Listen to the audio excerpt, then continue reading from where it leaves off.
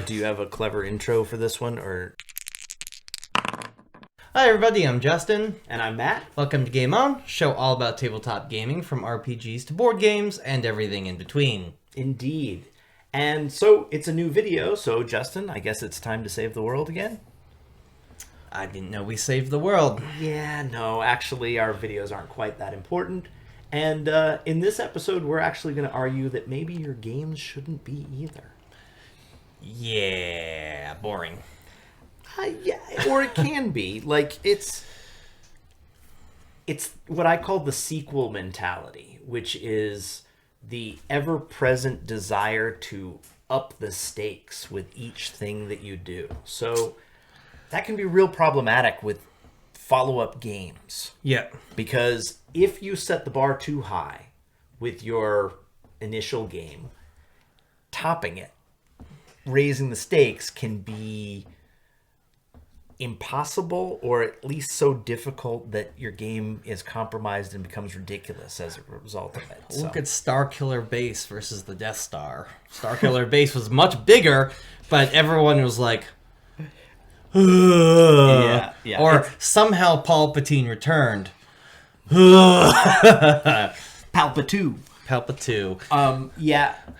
Honestly, I go back to a favorite movie of mine, Spinal Tap, when he goes, "This one goes to 11." It's like, well, why don't you just make 10 bigger? Because this one is 11. Trying to go to 11 on a sequel game can be just that ridiculous. I mean, your favorite movie, Fast and the Furious, is at an 11. Yes. I don't know if that's your favorite movie. I shouldn't assume when things. a simple car race is no longer exciting enough, so your car has to swing like Tarzan off a cliff. Yeah. No. Dumb. Just dumb. Don't get me off on No, it's okay. Tangent there. So, well, really, the concept of this is I and some other gamers that I know, including you, are getting tired of the idea of every game that they play is world-ending apocalyptic. We have to save the world. Yeah. And a lot of modules for a lot of games perpetuate this. Sure. Because it seems like every single week the world is going to end. The stakes have to be so high, and the tension mounts so high that it has to just be a little bit more, a little bit bigger, a little bit scarier than the last one, and that arms race can get out of control very quickly. And I think a big part of it actually is power levels of the characters. Yeah. Right? Because how do you create drama with a character so powerful that they really can't be threatened by anything even remotely mundane? Yeah, what if I don't want to play the Avengers, but I want to play the Defenders? Yeah, no, perfect example. Can you create drama on a local level? Yeah, Absolutely. Batman does it, they do it, yeah. Sure, no, the Defenders versus the Avengers example is a great example of that. By scaling things down and making them more personal, sometimes you can make them more exciting because the material is more accessible, right? It's something that a player can sort of identify with, as opposed to, again, saving the world again. It just seems like overkill. And Yeah, I think it's more easy, like you said, to relate to maybe just trying to take down the local crime boss that's, shaking people for money. And there's a whole adventure in that. There might even be a whole campaign in that, trying to get the lieutenants and everything.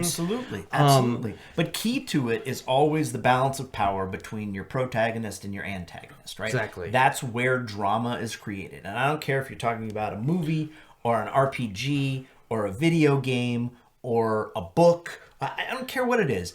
The balance of power between the protagonist, the antagonist, creating drama, Yeah. right? That creates the buy-in for the players. If there's something at stake, if there's something to be lost, or at least something to be risked, then people will connect to the story better. And it's easier to do that if you take the power levels down to a manageable level. And I think that the game system and the style of game has a lot to do with how easy this is to do and how long it can be perpetuated, I right? agree. Because if you have like a level-based system where your characters take huge leaps in power at kind of abrupt intervals, Yeah. it's very hard to keep things in scale because the local crime boss's henchman, who was dangerous enough to threaten your well-being when you were level 1, is laughable at level 3. Yeah. Like, you can tweak his ear and he dies. So that's a big thing. Choosing the system that you're working in, choosing the type of game that you're running, can really help to keep those power levels in check and create that drama for yourself. Yeah, I think that we, as writers and game masters, are conditioned to try to go to 11, as you said. Just because pop culture keeps on showing us that that's the way. Yep. But I think that there are certain situations, again, the Defenders, part of the reason why I like, the Batman or something is more than Superman's, because he's not really dealing all the time with world-ending events. I know, whatever, Zack Snyder or whatever. Whatever that, yeah. He's human on a human scale. Yeah. And I think that is instructive for games too. Exactly. So I encourage people to go take a look at media that shows lower level powered people. Oh, you mean borrowing kind of situations and material from that kind of... Yeah, and just kind of showing what it's like so that, hey, I can write something like this too. Yeah. Okay. And you had mentioned while we were discussing this that the lethality of a system can really help keep things like this in check. Yeah, no, and this is sort of my point about having something be at stake for the players creates drama, right? Yeah. So if there's peril, if there's danger to their well-being as characters, that will cause them to feel that more is at stake. They'll be more invested, right? And so if they're in danger of dying as characters because the system or the world that they're in is lethal, there's many ways for them to be harmed. Yeah. And it doesn't just have to be this sort of world-eating bad guy who puts them in peril. It's mundane people that they encounter every day could potentially pose a danger to them. Yep. It makes them choose more carefully and feel more tension in the story because you never know who is the opposition. I think that's very important for creating drama for your players. But you this is something I know that you believe in. You gotta have your players be on board with this. Yeah, just make sure that they know, like, you guys aren't going to be, those kind of people who can just stop a bullet. If you get shot, you're going to die. Well, or, hey guys, just warning you now, I'm not going to be throwing experience points at you every 5 seconds. You're not going to level up. You're not going to expand in power. That's not what this is about. And you want to pick a system where it can still be fun without that. So like a skill-based system or a points system where you can make small incremental improvements to a character that doesn't throw the balance of power out of whack. You get a little better at something, but you don't suddenly do twice as much damage, or you don't suddenly have 4 times as many hit points. Yeah. Will help you. Yeah, I now the more I think about it, the more I'm leaning into Cyberpunk for this. Not that you have to use Cyberpunk, but like I like the idea of Cyberpunk where It's a good example. It's not you're not saving the world. You're the little guy. You might have some cybernetics, but like you're the little guy. Sure. But the police, because Night City police doesn't know what the hell they're doing. You might have somebody give you like a fixer say, I need you to take care of this person who's shaking down old ladies at the end of this street. And that's what this is perfect for. It's like, we're gonna go and get that old lady's money back. And Small time, real world problems that your players can associate with, even if it's in a fantastical world Yeah. like Cyberpunk or whatever. But yeah, being able to have the scale of a problem be something that your characters can wrap their heads around. yeah, and the players. Yeah. That's what I mean. Okay. I should have said that. Players, yes. So that they can feel fully invested in a scenario they understand and can associate with. Yep. Right? Like none of us as ordinary gamers has any concept of saving the world, right? Like that's a completely foreign fantastical concept that has no associative value. Yeah. And I think that if you go there, you can. It's real hard to come back from that. Yeah. So it's better to start small and build slow, I agree. and the drama will actually be better for it. I've mentioned this game a couple of times. It is probably my what's the opposite of magnum opus? It's my crappiest Minimum opus. minimum opus. So I was running a 5th edition D&D game back when I cared about it. And I was running a pirate game. You ended up coming in a little bit later in that remember game. it. But the idea is that you guys are pirates, or I don't think I think I used like privateers. Like you can become pirates. You can I wrote this whole cool system on like renown points and like how people are gonna view you, and I started giving out experience points. Okay. I'm starting to realize once players are over 5th level or over, going up against a standard commoner pirate is not fun anymore. Right. It's why are we even playing this out? And you kind of set the stage a little bit by using 5th edition rules, okay? Yeah. Because that level-based system where people take huge advances at kind of lurching intervals gives you a problem, because the opponent who used to have your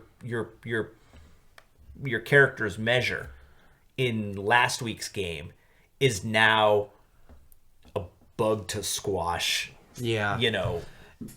With your newly empowered, leveled up character. And I went from advertising it on, I think it was on Gamers Gambit's web Facebook page, from like the gaming store that we used to frequent. Like a down to earth, like as down to earth as you can be, with a pirate fantasy game. And then I introduced a god that was trying to destroy the earth, or trying to make the whole material plane the water plane. And I feel like I betrayed myself and the table because I did that. You went to 11. I did. I feel it is not a day goes by. No, seriously. I think about this a lot. Maybe not every day, but I think about it a lot. I feel really guilty that I feel like I lied to the players. And I lied to myself. They still liked it. Yeah. No, but I see what you're saying. Yeah, I think you're being a little hard on yourself. because players fall victim to that too. Yeah. We can say as we enter into a game, hey, we want a low-powered game, we want this and that. But we all get points drunk on experience points, and are like, I just need to level up to the. It's baked into the system. It's baked into the style of game that it is. That it causes people to get addicted, and they need a little stronger hit each time to satisfy the desire to feel accomplished. Right? Yeah. They need those points in order to make it feel like it was worth doing. It's a wrong way to approach role playing, but we're all susceptible to that draw. So what you have to do is systemically, you have to set your game up to resist that temptation as you as the GM, and for your players too, and be contented with having the drama and having the action and having the excitement come from a balance of power at a much lower level. Yeah. You know, and like what you're talking about is you had that intent when you went into the game. You meant to do that. You said you were going to do that, but then when the pull of the players wanting points started to draw, you gave it to them. You gave them the points, and you started pumping up the volume on everything. And the next thing you know, it ran away from me. Yeah, all out of scale. So, yeah. No, it happens. It happens to the best of us. I've done it too. You just have to learn from it, and you have to say, I'm going to do better next time. Yeah. And a big part of that is choosing the system, choosing the scenario, and sticking to it. Yeah. So I agree. So I want to know what you guys have to think. Do you guys like saving the world campaign after campaign after campaign? Or do you like a little hot around the block action, which is not probably the right way to say that.